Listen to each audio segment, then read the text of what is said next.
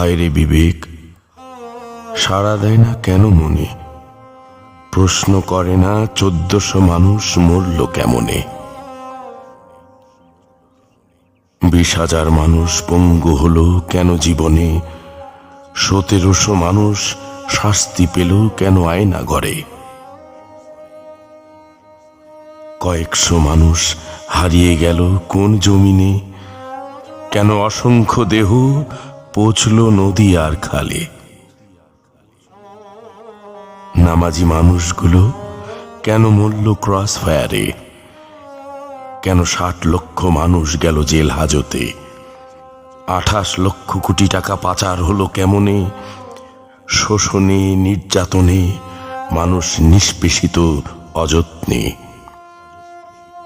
হায় রে বিবেক, প্রশ্ন জাগে না তোমার কাছে? এত ধ্বংসযজ্ঞ ঘটল কার অপরাধে?